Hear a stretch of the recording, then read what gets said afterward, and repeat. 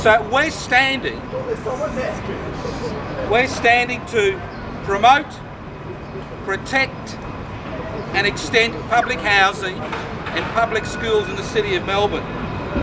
Listening to this election, you forget that most of the public housing estates are in the City of Melbourne. North Carlton, Carlton, Flemington, West Melbourne, Kensington. Thousands of people living in public housing. So we think that it is fundamental that we look after people through public housing and public schools.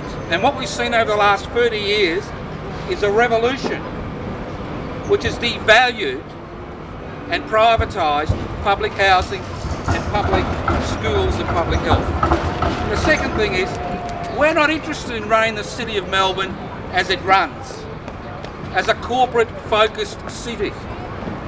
We want to see the development of an alternative economic system based on cooperatives and collectives, which provides secure, sustainable employment and provides goods and services for the people of Melbourne. We're not interested in people having part-time, poorly paid work. We want people to be self-sufficient, work for themselves and share the wealth which they create. We would like to see 10% of this city's revenue be diverted to provide seeding funding to set up collectives and cooperatives to set up an alternative economic system based on the satisfaction of real, not manufactured human needs.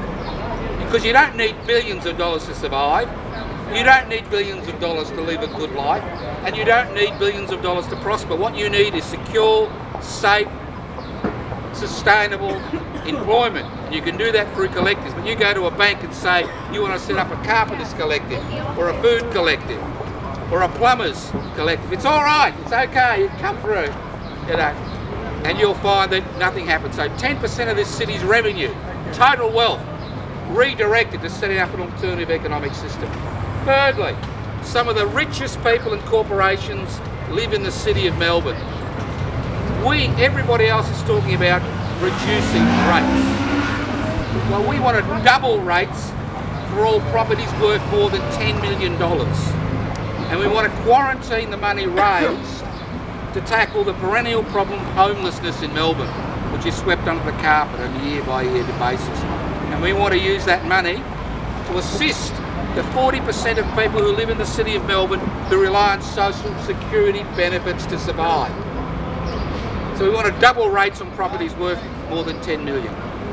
Thirdly, we understand that this city has an Indigenous past. And since the last election, Dr. Ely and myself have been fighting with many hundreds of other people for the establishment of a significant monument to Tunnerminnerwait Maulboyheenner, two Indigenous freedom fighters who were executed at the corner of Bowen and Franklin Street on the 20th of January 1842.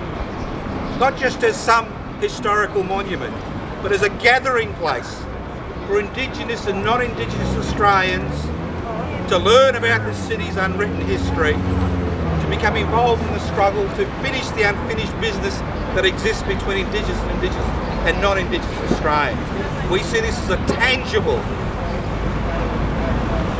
way of actually promoting that struggle, that kick-starting the stalled reconciliation struggle. Tangible one. We'd like to see the whole area grassed and a monument there. People can go there, learn about the history, talk about it. And lastly, you see City Square over there. We want to see City Square renamed Human Rights Square to acknowledge the forceful eviction of Occupy Melbourne by police after giving the nod by the Premier Value and the Lord Mayor Dolan from that place for peacefully raising the idea that wealth should be redistributed and power should be redistributed. Forcefully evicted. There are survivors here of that eviction who are involved in that. We want to see that not only renamed Human Rights Square, but we want to see it as a 24-hour, 7-day-a-week focus on political and social activity, not commercial activity. Now obviously we have many other ideas, but these are the 5 major platforms. Now why are we standing? Very simply, Put Public First, this statement will be sent to every elector on the Melbourne electoral roll, courtesy of the Australian Electoral Commission. So if people read the stuff the other candidates put up, like we want more parking, we want fewer roads or more roads, they may find there are some candidates with some radical ideas. And why do we think we need a radical ideas to be canvassed? Because we face a difficult time, especially the younger people.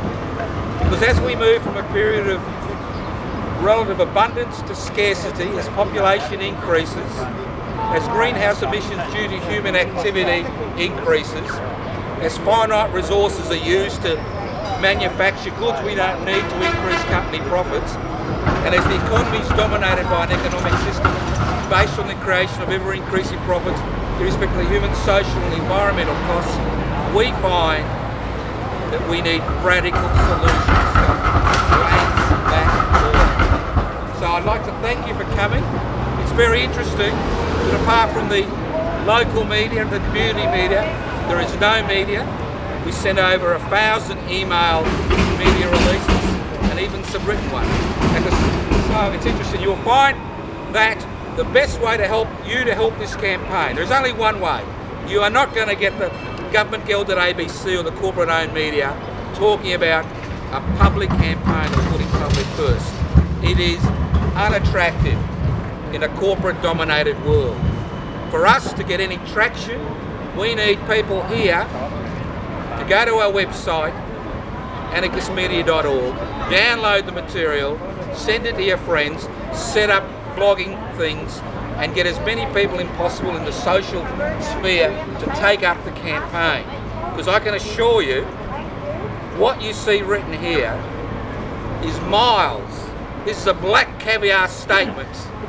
This is a statement that can't be beaten. It's a black caviar political statement. It is miles ahead of what you will see. And over the next 3 weeks, I'll be debating my colleagues who couldn't even stand in the corner, they had to go across the road because we were hogging their camera space. But we'll be debating our colleagues about these issues. But again, we have 2 options. We come last out of 9 candidates, which is quite possible without your assistance in the social media, or we come 4th or 5th or 3rd to show people that there is support for ideas, not personality. So thank you very much for coming. Dr. Ely will answer all the questions.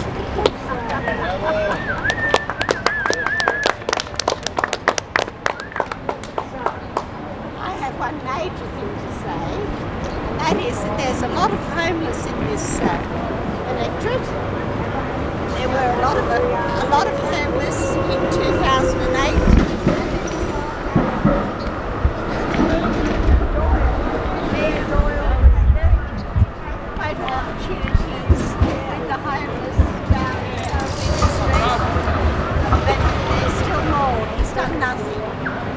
So although the homeless don't always have a vote in this election, Joe and I are determined to give them a voice.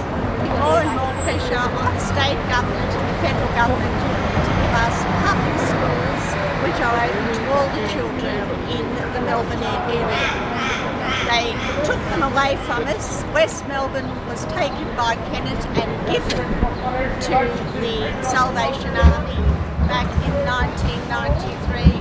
We want it back. There are children in the inner city and they are not going to have a free, secular and universal education in the coming years. So we're on about public housing and public education. We, in fact, are the group of the future. We'll lead the others to wander off into the past. Thank you. Yeah. And I'm honoured to stand with Jean. Jean, now you've got a very unusual combination of people here. We've come together for the sake of this city. You have an activist, militant Christian on my left, and an atheist anarchist coming together for this campaign. Now, if we can come together, I'm sure people will be willing to vote for us, because they know that together we have the knowledge and experience and the fortitude and the guts to introduce these policies. And that's what you've got here. You've got opposites attracting for the good of the city and the powerless and the dispossessed in this city.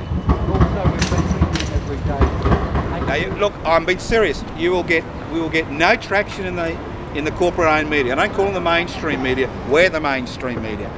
The corporate-owned media and the government-gelded ABC. You will not get traction there. We have to run this campaign through social media. So those of you who are tech savvy, who've got the time, use the networks you've got, download the material, send it to people, encourage them to debate it, and that's the only way we're going to break through. In any case, the fourth media, the fourth estate, are on the ropes financially. The future lies with the fifth estate, which is the social media, and we've got some of them here. Thank you for coming. You're here, so I'd like to thank Sheila and this ragtag mob here. Any questions? When are you going to be at the Wheeler Centre, and who are you debating? Look, there's a number of things set up. On Monday evening, I'll be at the shark fin, but it's a $65 affair, and I'll be debating whoever turns up. On the 16th, I'll be at the Wheeler Centre from, I think it's 6:15 to 7:30. 6 candidates have said they'll debate. And there's a Kensington meeting, I think, on the 15th, and there's a few other meetings coming up. But you'll find that the Mayor will not go to any of these opportunities. He doesn't want to be debated. He doesn't want to be reminded of what happened to Occupy Melbourne. And he most likely will win, because you've got to remember, in the City of Melbourne, it's a very funny election. Businesses have 2 or 3 votes, some businesses, and it's slanted 60-40 in terms of business votes in relation to residents' votes. It is the only place in Australia, it's all right, off you go. It's the only place in Australia where people have multiple voting legally. So it's a fascinating electorate. And the reason it was created in this way is to ensure that somebody from the business community was Lord Mayor. And this is the only mayoral election where the Mayor is directly elected by the people. In every other council election in the state and in this city, the Mayor is appointed by the other councillors. And it was specifically designed in such a way as to give the Mayor of Melbourne a little bit more power than other mayors to promote business interests. So it would be fascinating to see people like us knock on the door, not actually get in, but actually knock on the door, because that you'd see then is a change in the electoral system. Now, people say to me, what about the east-west tunnel?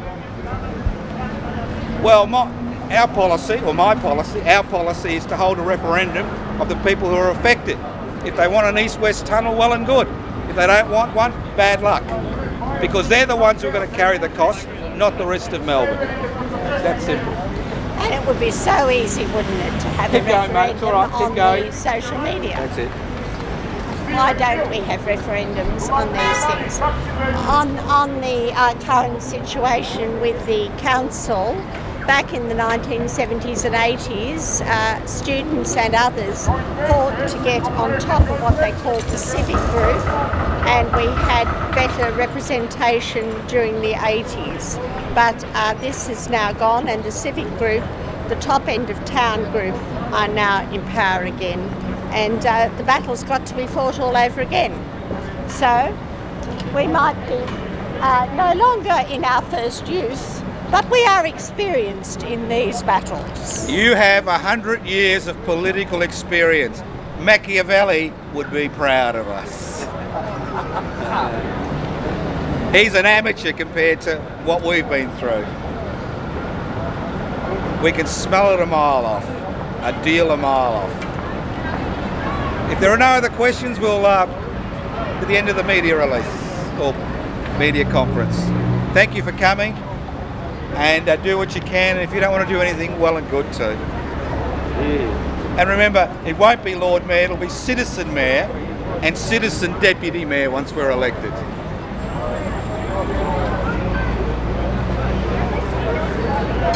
It won't be brother number one. Here, here. Oh, that's it.